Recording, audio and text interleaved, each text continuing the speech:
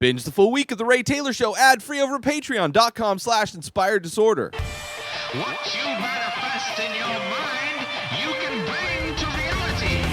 The Graduate, movie that came out in 1967, starring Dustin Hoffman, directed by Mike Nichols, and Bancroft is also part of this movie, Catherine Ross. It is a film that I believe I had seen many, many years ago, but I didn't remember it. It's one of those classics that I felt was a blind spot watching it. There were things that I remembered, but it could just be things that are from this movie that are just, popular culturally that I got through just the zeitgeist of being an alive human for the past 40 years. So whether I had seen it or not, I'm undecided, but I did rewatch it. I have decided that I did rewatch it, and I loved it. There are small parts of this that do not hold up.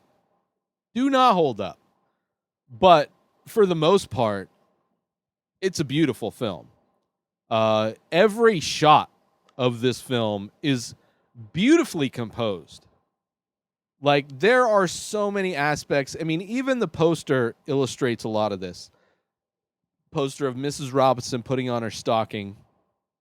And then you got, in the background, you got Dustin Hoffman, nervous and awkward, with his hands in his pockets. Like, so much of this film, there's something in the foreground that's kind of framing the shot, and then something in the background, like mid-ground, and then something like every shot is the compositions are amazing. Like, I couldn't help but notice. And of course, the story, for those that don't know, it's like a comedy, drama, romance film. Dustin Hoffman plays a 20-year-old who Dustin Hoffman was actually 30 when he played it. And there are parts of this where it definitely feels like 30-year-old virgin. Where, I mean, he looks similar to Steve Carell. I mean, they have similar noses, which literally they do. Like, their faces structurally look very similar. And Steve Carell obviously was in the movie 30-Year-Old Virgin, where he plays a 30-year-old who's never had sex. This Dustin Hoffman looks like a good 30 years old, right? Like, he doesn't quite... He's like right on this cusp of like definitely looking 30 years old. And then his performance allows for the believability that he's playing somebody who's 20, who has a 21-year-old, has his 21st birthday throughout this film. But he's a graduate, just got out of college at 20, which I don't know what college is 2 years, but maybe it was just like an associate's degree. I don't know. But he comes home, and it starts off with, his parents are throwing this big social event at their house. All of their parents' friends are there, and he's just kind of going between everybody while they're congratulating him and then asking him what he's going to do with his life now, which is funny. There's a lot of funny aspects of this film that I think hold up. I mean, he plays this character that obviously doesn't know what he's doing with his life, because people in their 20s have no idea what they're going to do with their lives. The fact that they went to college right out of high school probably means that they haven't experienced much of life to even know what direction they want to go in, because they've experienced so little of life. But in that, he gets asked to be driven home by Mrs. Robinson, one of his parents' friends. She wants to go home, and she's been drinking, so she asks Dustin Hoffman's character, whose name is Ben Braddock. She asks Ben to drive her home. And it's a scene where it's like he clearly thinks that she's trying to flirt with him. She's trying to have sexual relations with him. But it doesn't really feel like that. I mean, she's not going very hard to try and seduce Ben, but that's where his mind is at, and then it kind of goes there anyway.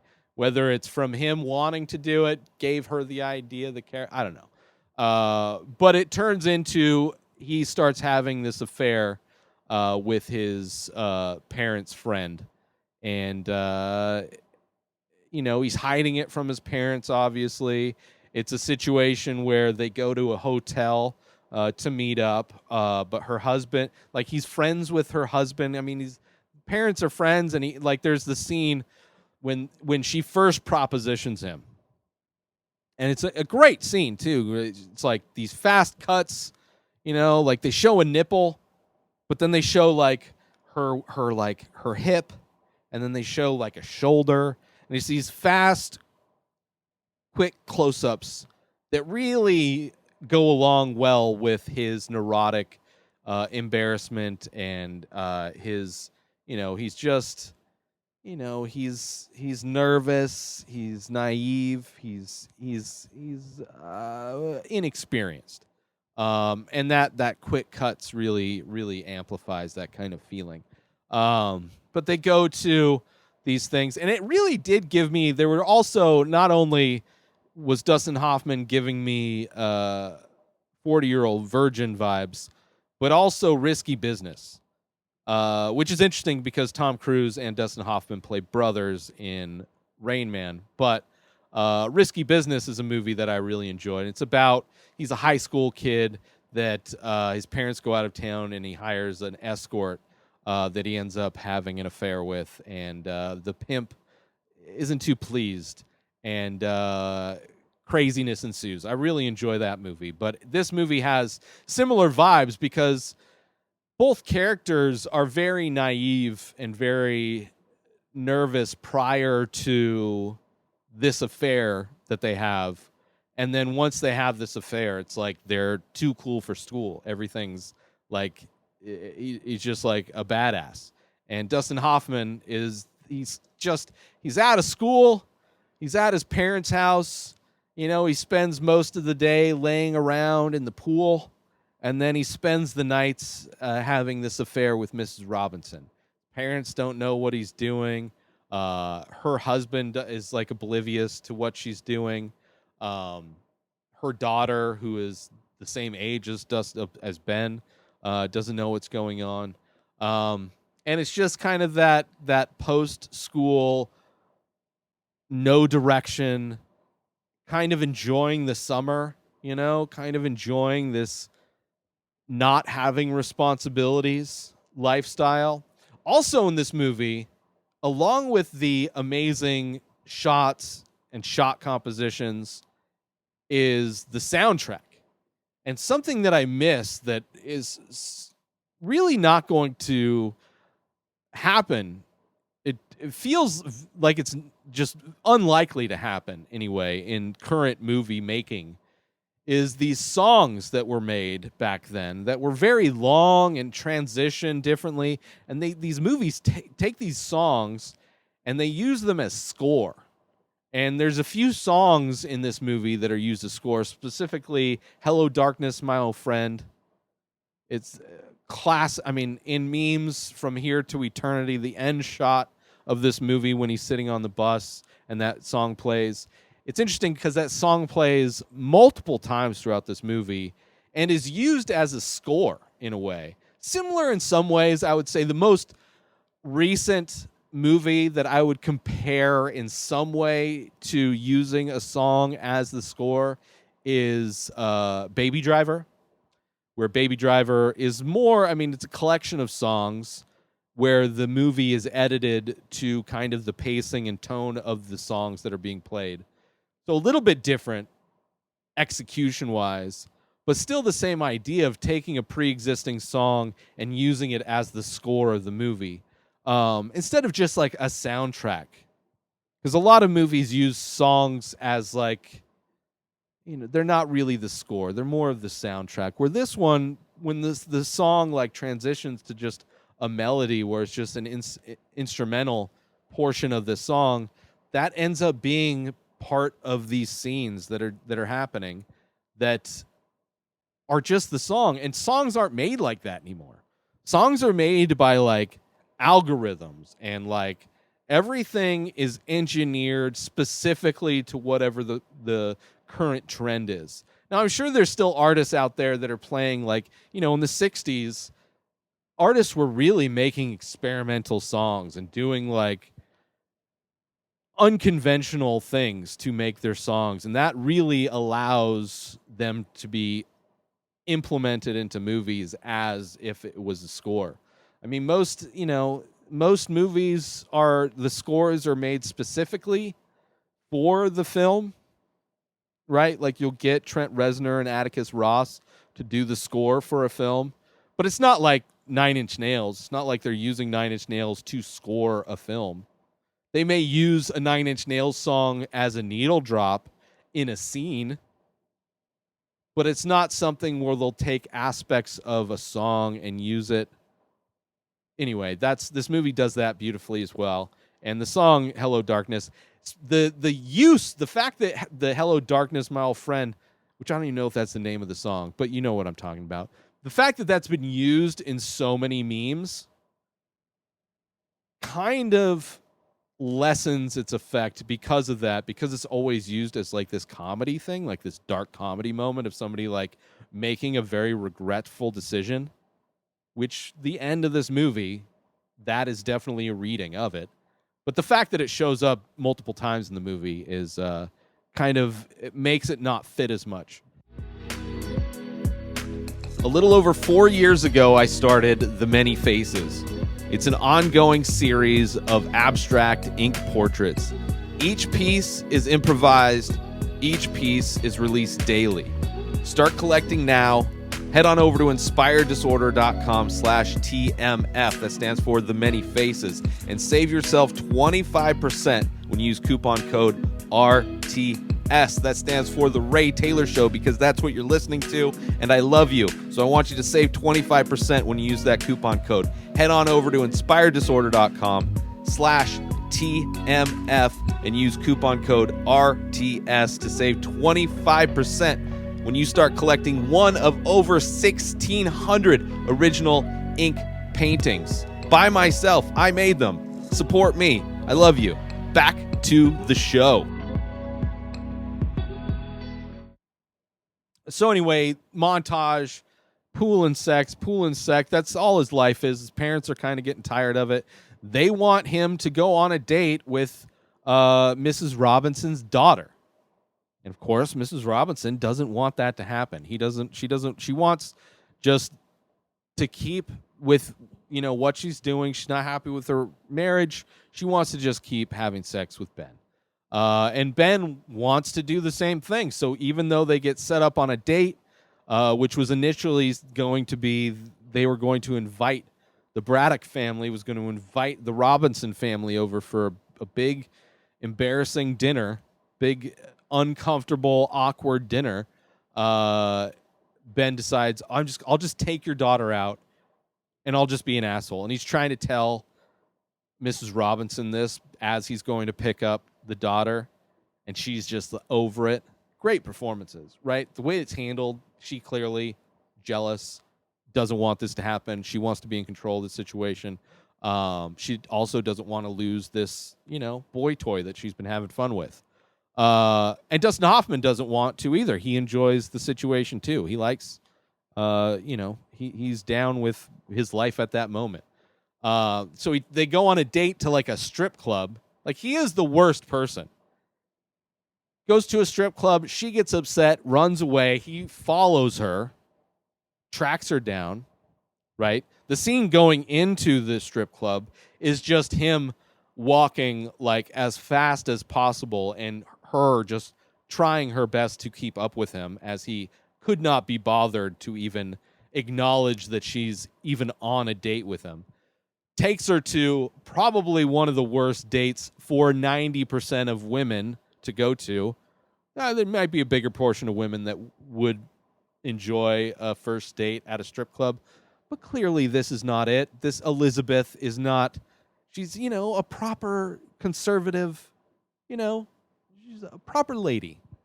And she runs away upset. He tracks her down, and he's like, he like apologizes, and it's like, this is not the way I do this. I just didn't want this. I didn't like them setting me up, blah, blah, blah, blah, blah. And then he kisses her. And that's like the pivot moment for her to be like, oh, I'll give him a second chance, which doesn't make any sense. That aspect of this movie holds up at the very least zero. That does not hold up at all. It's like that old thing. It's like an old creepy mentality thing that movies and TV shows perpetrated, and just the way culture and society was back then, where it's like the female characters, especially in movies, were just secondary to everything. So to easily just write that she would forgive him after he kisses her is a very outdated type of thing, lazy writing, basically. But assuming that scene is redone in a way and he just convinces her. Like, if they were to redo that scene, you just take out the kiss. Him running after her and him, like, apologizing, instead of him kissing her, they would have replaced it with maybe some dialogue from Elizabeth going like, I can't believe you did this to me. Like, just having a little back and forth to where maybe she'd be like, all right, let's start over. Let's go get some food and let's just talk. Can we just do that? Like, if they just did a scene like that where they actually gave that female character some lines instead of him just kissing her, then it would have set up this montage of them going on a date where they seem to be having a lot of fun. They go to, like, one of those drive-in fast food places where they bring the food to your car, like a Sonic's. I think Sonic is the one place that's keeping that trend alive. And it shows them actually having a good time together. But of course, everything gets messed up because Mrs. Robinson she doesn't like the fact that he's dating her. She's super, super jealous. And she's gonna tell everybody everything.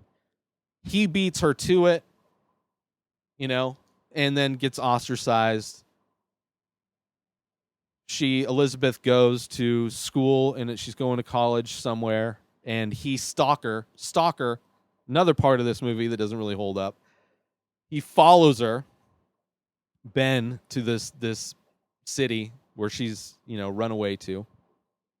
No, not run away, but she's going to college there, living her life. And forces his way into, like, a date. She's going to go meet a guy at the zoo, and then, like, forces himself to go tag along until he shows up, and then thankfully he leaves. And it's just like he turns into, like, the worst kind of a guy, where he's basically like Rachel from Friends, and Elizabeth is Ross. Like, just very selfish, self-centered. I am going to do everything I can to destroy this relationship because I want to be in that relationship now. I wasn't sure before, but now I do. This is my plan. So it has to go my way. And same thing with Rachel and Ross and Friends. It ruins that guy's life. Showing up to the wedding, which is a great scene, though. Him in this, like, balcony area that's behind glass, and he's seeing Elizabeth getting married to this guy, and he's just banging on the window, banging her name. Actually, I think before that is the scene where she goes to his apartment, and she's like, after the zoo, I think it's after the zoo, and she's like, I need you to tell me what you're doing here, right? The character, she actually has a head on her shoulders, but there's some moments where it's like, what are you doing? And you find out that Mrs. Robinson, her mom, said that Ben raped her. Let me just remind everybody that current day, we are seeing, due to the technology of smartphones and the complete widespread flooding of everybody has a smartphone, we're seeing a lot of quote-unquote Karens doing similar things, saying similar things, people that did wrong, and as a way to relieve themselves of any responsibility, to divert whatever attention and punishment that could be headed their way, or judgment headed their way, they dump on somebody else, and in reality, usually somebody of color, and are accuse these people of rape. There are probably many, many men of black and brown melanin content in their skin, varying high levels of melanin content in their skin. Many, many, many men over the history of prisons and rape being illegal. So not back in Jesus' time. That's when you know, those things were kind of looked down upon, but they're not really legal. Anyway, many men who are falsely imprisoned because some white lady wanted to have sex with a black dude, or was having sex with a black dude and got found out and just told them, you know, he raped me.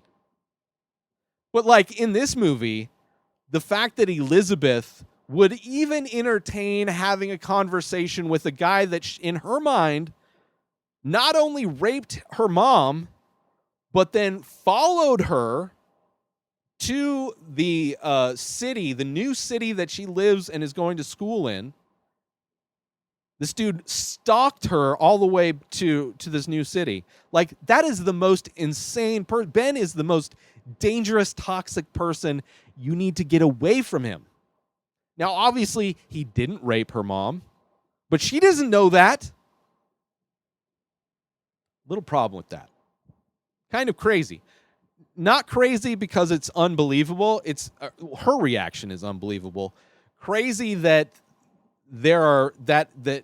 it's something that clearly happened in society enough that it would be an idea for somebody writing a film to be, oh yeah, that's just, people lie about all kinds of stuff to get out of responsibility. Passing the buck is a common human trait that the majority of worthless humans possess and utilize on a regular basis. Oh, I didn't cheat on you, my husband. I just was raped a bunch of times in a hotel that I drove to and knowingly had sex with. And it's weird because statutorily, if he was just a couple years younger, I'm sure she still would have tried to say that he forced himself on her or whatever. I don't know. Like, she wouldn't even have to say anything. It's crazy. It's crazy. But he goes, this wedding thing, right? I guess she's still, like, even though she didn't, right? She's going to marry this other guy. But for whatever reason, he's, you know, when he gets to the church, he's banging on the thing, Elizabeth! Elizabeth! The fact that she actually goes with him doesn't really make sense. But it's like tragic in a way. Because when she does, she like runs away, she leaves her wedding, gets on a bus with this guy who not that long ago she thought raped her mom. Right? She knew he stalked her. He was an asshole. He's like he has moments where he's good, but he has shown to be a bad person multiple times. Decides to go run away with this guy, and on the bus, it's that classic scene of "Hello, darkness, my old friend," where you see in his eyes, like, he's happy at the success that he was able to break up. Like, he got what he wanted. Like, yay! He's like Cartman. He's like, yay! I got what I wanted. Yay! But that's not, like, what he wanted isn't what he wanted. He just wanted to be right. He wanted to win whatever that thing was. He wanted to win the competition of this woman. Right? So he's happy he won it. But then the realization sits in. It's like, oh, well, now I'm in a relationship. All of the fun that he was having having this secret relationship with Mrs. Robinson, then having a more meaningful relationship with her daughter, because it's somebody that he can relate to and have conversations with, which in this movie, it was illustrated that, conversations between Ben and Mrs. Robinson were attempted, but then quickly discarded as, it showed to be a bad decision. They didn't really have a lot to talk about, and the things that they did have to talk about brought up issues. So in that relationship, he actually had somebody he could talk to, but it's like, you're young, man. What, are you going to marry her? You're going to spend the rest of your life with somebody who's your mother-in-law? You're going to marry somebody so your mother-in-law accused you of rape? Like, clearly he went from the happiness of being right, of winning, quote unquote, to the realization of like, oh, this is my life now. Is this what I really wanted? Which that song definitely hits even harder now that, like, we've seen so many examples of that song being overlaid to somebody having the realization of making a big mistake. But yeah, a few things I have a problem with, but overall, I thought it was great. I thought, the performances are great. The visually, the way it's shot is gorgeous. The composition's gorgeous. It's so sad that modern day directors can't live up to just this stuff was happening forever ago. Like, being able to compose good-looking shots, photograph your film well, and that adds a layer of just... If this movie was made today, it would be filmed with, like, your standard rom-com. The filmmaking aspect of it would be never discussed. Never discussed. But this, I thought, was filmed amazingly, and it really portrayed a kid who just... young and making bad decisions. I liked it though. I'm glad I watched it. Maybe I'll forget that I watched it and I'll review it again in like 5 years or something like that. But check it out. It's called The Graduate. Came out in 1967. It's a good movie. A couple things don't hold up, but overall, I thought it was really good and a really beautiful film. New episodes of The Ray Taylor Show come out every single day. Subscribe on IGTV, YouTube, and everywhere else podcasts are found. Binge the full week ad-free over at patreon.com/Inspired Disorder. Buy a Ray Taylor Show merch over at inspireddisorder.com. And follow the show on Instagram at Ray Taylor Show. Have a wonderful day, everybody. Peace out!